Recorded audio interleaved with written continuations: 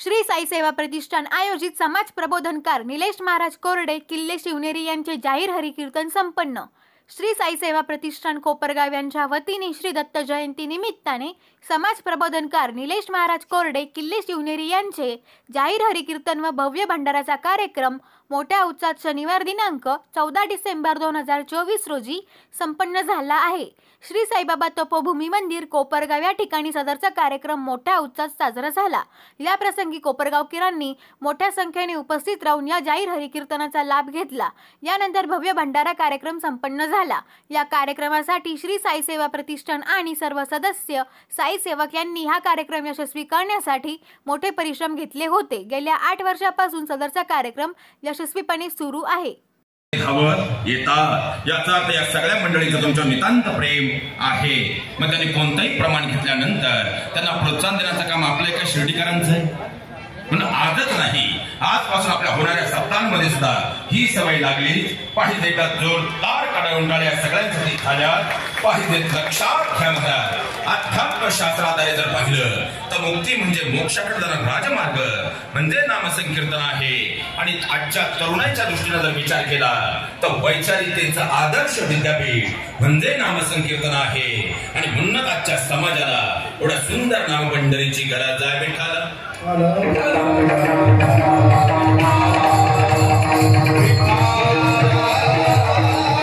बरोबर आयुष्यभरासाठी बाईपणाचा त्याग करून आईपण स्वीकारलं ते मातृत्वाचं नातं आहे। म्हणून तर प्रथम क्रमांक मातेचा आहे। खऱ्या अर्थात दत्त माझे पिता जो खऱ्या पाहिला गेला तर आयुष्यभर समोर न येता कोळशासारखा मात्र प्रकाशमान होऊन आयुष्यभर आपल्या लेकरांना खऱ्या अर्थाने प्रकाश देत राहतो। आयुष्याच्या उतारामध्ये स्वतः मात्र कोळसा होऊन जातो, पण कोळसा होण्या अगोदर मात्र आपल्या लेकरांच्या जीवनाला प्रकाश देऊन जातो। तो म्हणजे खऱ्या अर्थानं घर नावाच्या पंढरीमध्ये दुःखात अभंगाच्या गुह्य चिंतनामध्ये प्रवेश करत असताना बाबा खऱ्या अर्थानं सुरुवातीला एक प्रश्न आहे आणि या प्रश्नाची उकल केल्याशिवाय अभंगाच्या गुह्य चिंतनामध्ये प्रवेश करणं अयोग्य ठरणार आहे। आणि प्रश्न असा आहे की इसवी सन 1200च्या कालखंडापासून आपल्याकडे कथा कीर्तन नामयज्ञ सोहळे सुरू आहेत। 2007 पासून या पुण्य पवित्र मातीलाही नामसंकीर्तनाची अखंड परंपरा आहे। 2 वर्ष कोरोनाचा कालखंड होता तर या सगळ्या रणमर्द मावळ्यांनी एकदा आपल्या संस्थेवरती आणि खऱ्या अर्थाने एकदा अनाथाश्रमावरती हा सोहळा अखंडितपणे या ठिकाणी सुरू ठेवलेला आहे। मग 2007 पासून गेल्या 8 वर्षापासून हा नामयज्ञ सोहळा ही सगळे खऱ्या अर्थाने तरुणाई आयोजित करत आहे। मग खरंच या नामसप्ताहांचा नामकीर्तनांचा आज समाजाला खरंच खऱ्या अर्थाने गरज का आहे? म्हणजे आजच्या या नामसंकीर्तनांची गावागावात होणाऱ्या नामसप्ताहांची खरंच आजच्या समाजाला आणि तरुणाईला गरज का आहे? लक्षात घ्या महाराज, या सृष्टीमध्ये 84 लक्ष योनी आहेत, पण वास्तव जीवन हे फक्त मनुष्याला मिळालेलं आहे। पण जगावं कसं हे मात्र समजलेलं। तुम्ही काही टेन्शन मध्ये आहेत का? तुम्ही बोलले तर सूत्र जमेल, काळजी करू नका, 8 दिवसात तुमचे 1500, पण टेन्शन घेऊ नका बोलत चला। लक्षात घ्या, 84 लक्ष योनीमधून हा देह मिळाला पण कळाला। तुमच्या डोक्यात एक 11:15 वाजवायचे, तुम्ही बोलले तर सूत्र जमेल। 84 लक्ष योनीमधून हा देह मिळाला पण कळाला नाही, कारण 84 लक्ष योनीमध्ये कोणती योनी पहा महाराज, प्रत्येक योनी आडवी आहे पण बाबा चालायला मात्र सरळ आहे। आणि एवढा एकच सरळ आहे पण चालायला आडवा आहे। मीटिंगला आला तरी सप्ताह बंद पाडतोय। माणसानं कसं जगावं आणि जगणं संपलं की कसं मरावं हे शिकवण्याचं जे कार्य करतं ते नामसंकीर्तन असतं। या पुढे जाऊन सांगू का, एखाद्यानं एखादा गुन्हा केला तर त्याला शिक्षा म्हणजे शासन करणारी जी व्यवस्था आहे, जी यंत्रणा आहे, ती यंत्रणा म्हणजे शासन यंत्रणा। पण त्याच्या मनामध्ये तो गुन्हा करण्याचा विचारच कधी येऊ नये म्हणून त्याला संस्कार बिंबवणारी जी व्यवस्था आहे ती व्यवस्था म्हणजे संस्कार व्यवस्था। आणखी सोपा आपल्या भाषेत सांगू का, बुद्धी गट्ट्यासोबत पळून गेली तर तिला शोधून आणणारी जी व्यवस्था आहे ती व्यवस्था म्हणजे शासन व्यवस्था। पण आमच्या मुलींच्या आणि मुलांच्या मनामध्ये असे वाईट विचारच कधी येऊ नयेत म्हणून त्यांच्या संस्कार बिंबवणारी जी व्यवस्था आहे ती व्यवस्था म्हणजे संस्कार व्यवस्था। देह हे काळाचे धन ते मनुष्याचे काय आहे। लक्षात घ्या महाराज, येताना तुम्ही मी काही आणलं नाही, जाताना काही नेणार, तुमच्या चेहऱ्या वेगळाच भावाला महाराज तुम्ही पाकिट नेणार आहे। कारण लोक फक्त आमच्या मागेच राहिले तो. पण लक्षात घ्या, आज तुमचं माझं काही आहे हा स्वतः तुमचा माझा गोड गैरसमज आहे. पण हेच वाक्य जर अध्यात्मशास्त्र आधारे पाहिलं तर येताना घेऊन आलोय तुमचं माझं प्रारब्ध आहे, आज करतोय ते आपलं क्रियामान कर्म आहे, आणि घेऊन जाणार आहोत ते तुमचं माझं संचित आहे. मग संचिताचं गाठोडं जर आज व्यवस्थित बांधायचं असेल तर आजपासून आपली कर्म आपल्याला आदर्शवत करावी लागतील. आणि कर्म जर आदर्शवत करायचे असतील त्यासाठी पहिल्यांदा संस्कार अत्यंत महत्वाचे आहेत. आणि आज मितीला संस्कार व्यवस्थेचं या सबंध जगाच्या पाठीवरील सगळ्यात मोठं अध्यात्म केंद्र जर कोणतं असेल आणि सगळ्यात मोठं विचारपीठ आणि विद्यापीठ जर कोणतं असेल ते म्हणजे नामसंकीर्तन आहे. आणि म्हणूनच आजच्या समाजाला एवढा सुंदर नामसंकीर्तन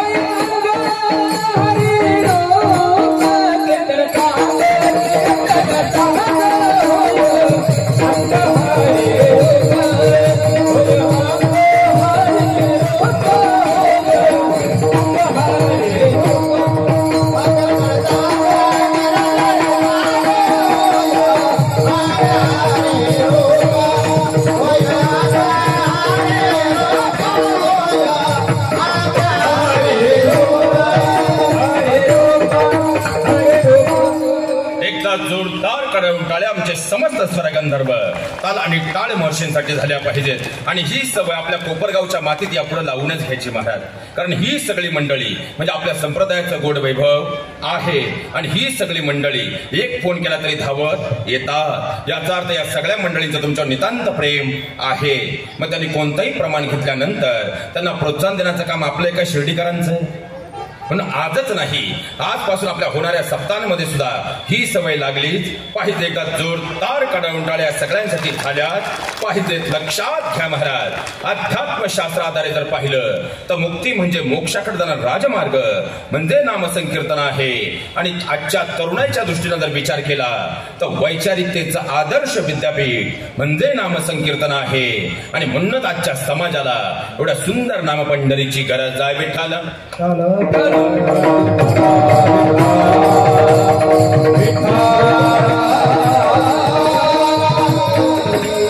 लक्षात घ्या महाराज, खऱ्या अर्थाने शांतीब्रह्म एकनाथ महाराज या अभंगाद्वारे खऱ्या अर्थाने या मृत्यू लोकातील जीवनामध्ये चिटकलेली सगळी पदं या सगळ्या पदांमध्ये परमात्म्याचं प्रारूप म्हणजे स्वरूप पाहतात. खऱ्या अर्थाने दत्त माझी माता, पहिला शब्द आहे माता. कारण लक्षात घ्या महाराज, या मृत्यू लोकामध्ये तुमच्या माझ्या मागे तुम्ही आणि मी जन्माला आल्यानंतर डोळे उघडल्यानंतर सगळी नाती आपल्याला सुरू झाली. पण जिनं फक्त संवेदना जाणल्या आणि संवेदना जाणल्याबरोबर आयुष्यभरासाठी बाईपणाचा त्याग करून आईपण स्वीकारलं ते मातृत्वाचं नातं आहे. म्हणून तर प्रथम क्रमांक मातेचा आहे. खऱ्या अर्थानं दत्त माझे पिता जो खऱ्या पाहिला गेला तर आयुष्यभर समोर न येता कोळशासारखा मात्र प्रकाशमान होऊन आयुष्यभर आपल्या लेकरांना खऱ्या अर्थानं प्रकाश देत राहतो. आयुष्याच्या उतारामध्ये स्वतः मात्र कोळसा होऊन जातो, पण कोळसा होण्या अगोदर मात्र आपल्या लेकरांच्या जीवनाला प्रकाश देऊन जातो. तो म्हणजे खऱ्या अर्थानं घर नावाच्या पंढरीमध्ये दुःखाच्या विटेवर उभा असणारा तुमच्या माझ्या घरातला श्रीहरी विठ्ठल म्हणजे आपला पिता असतो.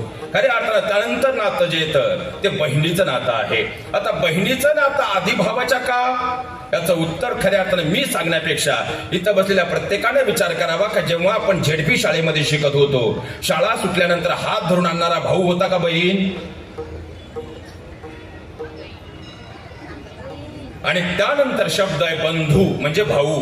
भाऊ हा शब्द उलटा वाचला तो होतो उभा. जो कोणत्याही परिस्थितीमध्ये आपल्या भावाच्या पाठीमागे भक्कम उभा राहतो तो म्हणजे भाऊ. पण आता राहतो का, विचार आपण आपल्या मनाशी करायचा आहे. बहीण बंधू, त्यानंतर येतो तो चुलता. 70% महाराष्ट्रामध्ये तंटा मुक्तीतली प्रकरण चुलत्या सोबतच चालू आहे. वाक्य थोडं कडू आहे पण वास्तव आहे. कारण या सगळ्या पदांमध्ये कुठंतरी लोभ दडलेला आहे. मग या सगळ्या खऱ्या अर्थानं प्रपंचातल्या पदांमध्ये कुठंतरी नश्वरता दडलेली आहे. सोपं करून घेऊयात महाराज. आता जन्माला आल्यापासून मृत्यूपर्यंत तुमची माझी प्रत्येकाची धडपड सुखासाठी चाललेली आहे. मनुष्य दिवसाची रात्र करतो, रात्रीचा दिवस करतो, हाडाची काडा आणि रक्ताचं पाणी करून पैसा कमवतो. कशासाठी? महाराजांना देण्यासाठी. कशासाठी? सुखासाठी. सुखासाठी बंगला बांधला. 58 वर्ष फाटकी लुंगी लावून तुम्ही शिर्डी, मुंबई, पुण्यात नोकरी केली आणि 58ला रिटायर्ड होऊन 5-50 लाख घेऊन तुम्ही कोपरगाव मध्ये आले. आता प्रत्येक गावात एक टोळी आली. महाराज तुमच्या कोपरगाव मध्ये ऐका नाही माहित नाही, पण रिटायरमेंट नंतर कोणी 5-50 लाख घेऊन गावात येऊ द्या, त्याला मोकळं करेपर्यंत ही टोळी सोडित नाही. या रावसाहेब, बसा रावसाहेब, तुमच्यासारखा माणूस 4 गावात नाही रावसाहेब. फुगला रावसाहेब, मारली कुदळ, 2500 स्क्वेअर फूट गेले 25. 6 महिने गेले. तुमच्यासारखा माणूस तालुक्यात नाही रावसाहेब. थोडीशी गरज द्या रावसाहेब. आणखी 3 महिने गेले मोकळा रावसाहेब. 25 लाख बंगल्यात गेले, 25 लाख पाहुण्या रावळ्यांनी जिरवले, तुम्ही झाले मोकळे. महाराज हे माझं वाक्य नाही. अवतार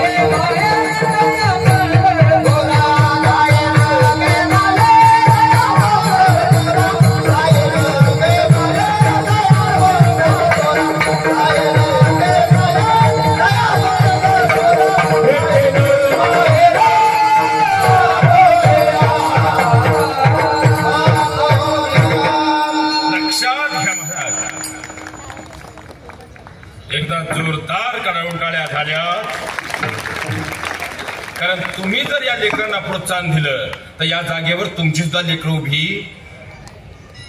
उभी. आता खऱ्या अर्थाने जेवढ्या आजीबाई आहेत, माझा तुम्हाला एक प्रश्न आहे. तुम्ही जेव्हा लहान होतात, तुमच्या आजीनं जर संध्याकाळी ज्ञानेश्वरी वाचायला घेतली, तुम्हाला शब्द कळत नव्हते तरी तुम्ही आजीच्या बाजूला बसत होतात. आताची आजी संध्याकाळी 7 वाजता नातिकच रिमोटवरून मांडत सुटते. धन्य माता पिता.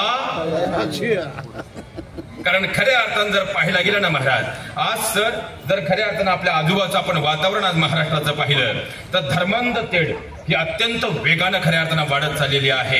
आणि खऱ्या अर्थानं जर पाहायला गेलं ना महाराज, अनम्रतेची एक विनंती खऱ्या अर्थानं आज करून जातो.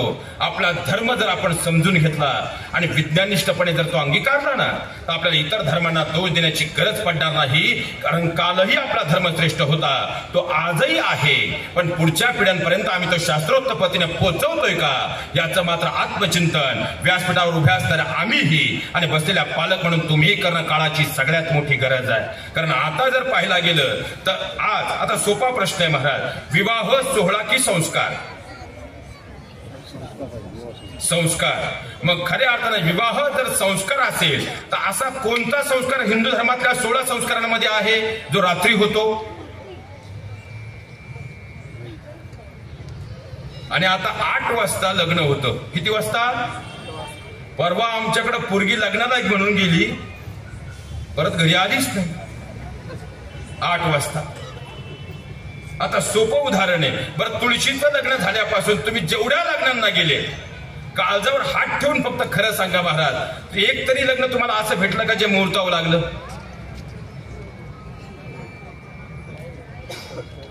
मग मुहूर्तावर जर लग्नच लावायचं नाही तर मुहूर्त पाहायचा कशासाठी? बरं, त्यातही आणखी पुढे जाऊन जर सांगायचं म्हटलं तर आता आपल्याकडे विवाह संस्कारामध्ये अंतरपाठ आहे की नाही? कारण आपण लिव्हिंग स्वीकारणारी माणसं नाहीत. आता अंतरपाठ हा विवाह संस्कारातला महत्वाचा खऱ्या अर्थानं अंग आहे.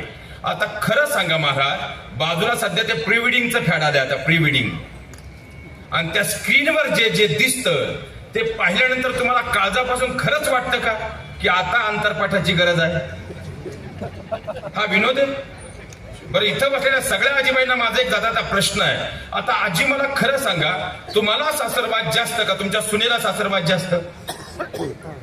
जेवढा तुम्हाला सासरवास होता त्याच्या 1% सासरवास तुमच्या सुनेला नाही. आणि तुम्ही जर तो करण्याचा प्रयत्न केला ती तुम्हाला घरात ठेवेल की नाही सांगता येणार नाही.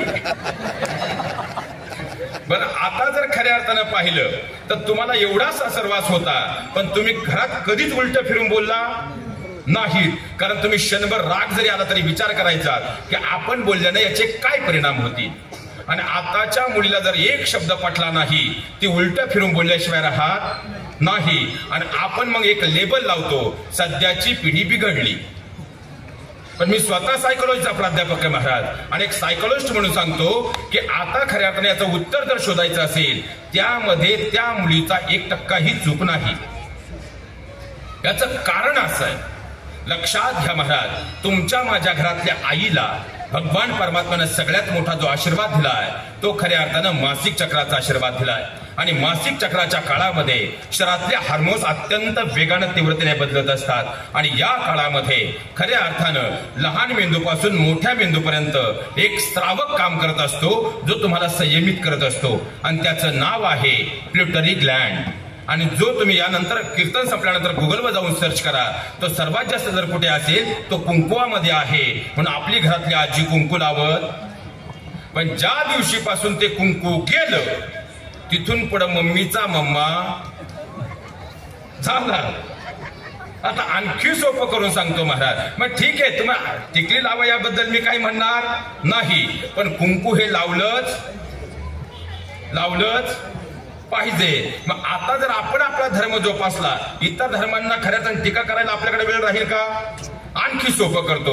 आता इथं जेवढी वयस्कर पिढी आहे, बाबा आपल्याकडे नळ भरले की अंगठा दाबला जायचा आणि तो तांब्याने दाबला जायचा.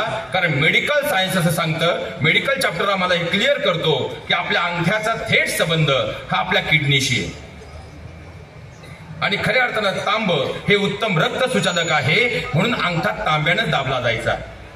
बरोबर. आता महिला मंडळ सध्या सर आमच्याकडे कन्सर्टला जेवढ्या केसेस आहे त्यामध्ये एक गोष्ट प्रकर्षानं पाहायला मिळते. आता कोपरगाव पासून पुण्यात जाईपर्यंत इथं जेवढी वयस्कर पिढी आहे, बाबा तुम्ही कधी हायवेच्या कडेला एक बॅनर पाहिला का? मूल होत नाही म्हणून आम्हाला येऊन भेटा. पाहिला? पण गेल्या 5 वर्षामध्ये आता इथून कोपरगाव पासून जर बारकाईनं पाहिलं 22 बॅनर आहेत मोशीपर्यंत. किती? आणि ही समस्या वेगानं वाढती. हे गोष्टी आज विनोद वाटतील महाराज, पण आज आमचा धर्म जर पुढच्या पिढ्यांपर्यंत सम्यकपणे पोहोचू शकलो नाही तर त्याला दोष आपण स्वतःकडे घ्यायला हवा, इतरांना देऊन उपयोग नाही. याचं कारण आहे, आता सध्या आयटीच्या आमच्या लाखाच्या पॅकेजमध्ये सध्या नवीन फॅशन आली आहे, ते जोडवं जे आहे ते करंगळीत घालण्याचं. आता महिला मंडळ, माझा तुम्हाला एक प्रश्न आहे, लग्नाच्या 2 दिवस आधी जोडवं घातलं चालतं का? लग्न झाल्यावर 1.5 महिन्यानं घातलं चालतं का? लग्न झाल्यावर 5 तासांनी घातलं चालतं का? लग्नाच्या आदल्या दिवशी घातलं तरी चालतं का? ते लग्नाच्या दिवशी सप्तपदीच्या वेळेसच घातलं जातं, कारण लिव्ह इन रिलेशनशिपचे घटक आपल्याकडे नाही. विवाह हा 7 जन्माचा संस्कार आहे.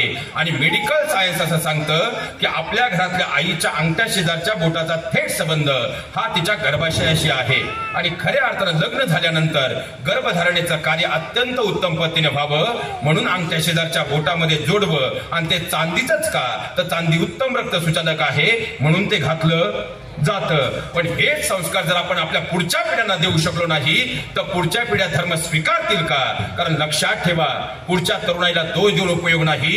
ही तरुणाई विद्यानिष्ठ होतीये आणि आपण सुद्धा विद्यानिष्ठपणे इथून पुढच्या काळात त्यांना धर्म समजून दिला तर धर्मातले होणारे वाद कधी होणार नाहीत. उलट आपला धर्म अभिमानानं उंच उंच आज जसा आहे असा फडकत राहील. हे आपले संस्कार आहेत आणि हे संस्कार जर आई वडिलांनी समजून दिले तर खऱ्या अर्थानं आम्हाला जिजाऊन शोधावे लागणार नाही, त्या घराघरात अस्तित्वात येतील. ही सगळ्यात मोठी वास्तवता आहे. विश्वास ठेवून खऱ्या अर्थाने डोळे बंद करून राहू नका. कारण जे बांगलादेशमध्ये घडलं हे आपल्या डोळ्यासमोर आहे आणि आपल्यापर्यंत अशा गोष्टी पोहोचू नयेत यासाठी पुढच्या पिढ्यांना धर्मशिक्षण देणं ही काळाची गरज आहे.